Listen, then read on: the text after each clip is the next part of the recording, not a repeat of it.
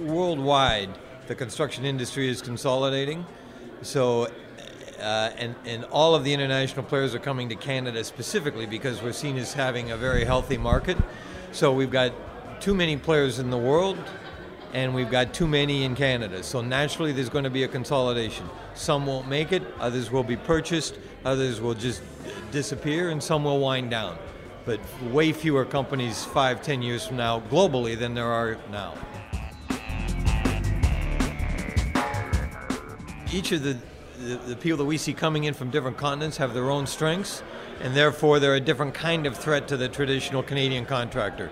The Americans build really not dissimilarly from Canadians, but much more aggressively. They're much better marketers. They seem to be just much more energetic. Canadians are very humble, sometimes too humble. The Europeans are big, large companies with broad capabilities to finance, to facility manage, to design. They do their own and price their own subtrade work. And of course, everybody is worried about the Chinese. They're coming and they're low cost. And how do we compete with that? And very, very efficient. So all sorts of different kinds of threats all coming to Canada right now.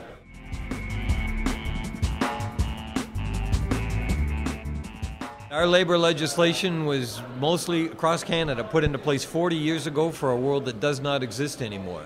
So the new international competitors come in. It's easy to get around that legislation because it's not relevant anymore.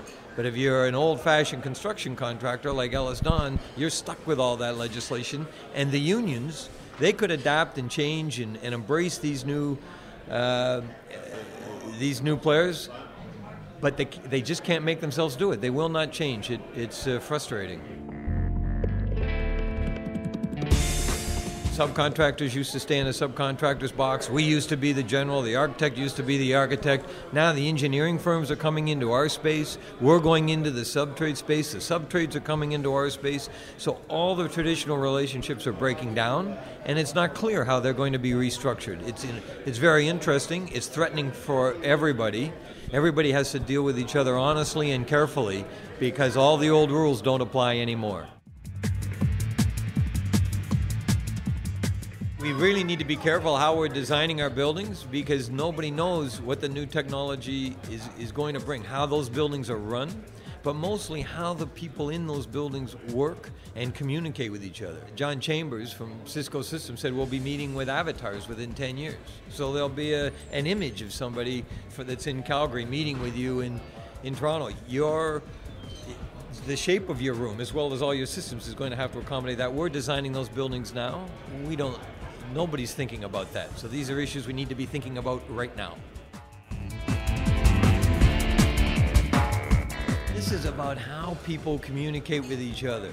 So everybody thinks websites, but nobody goes to the website so much anymore. Everybody is on the social media, and specifically they see less Facebook these days. Even my kids are less Facebook and more Twitter. But Twitter, people don't understand it, people my age, that it's a business communication and marketing tool with huge capability. So if you're not playing and aware of what's going on there, you're missing a huge part, and of course it's only going to change more. If your company isn't really embracing those tools, then you won't be able to recruit. And these companies specifically that say we need to block Facebook and we need to block social media because it stops young people from doing their jobs, forget it. Bring it on. It's there anyway, whether you know it or not, on their cell phones everywhere. You want young people to come to your company, you better be embracing this social media.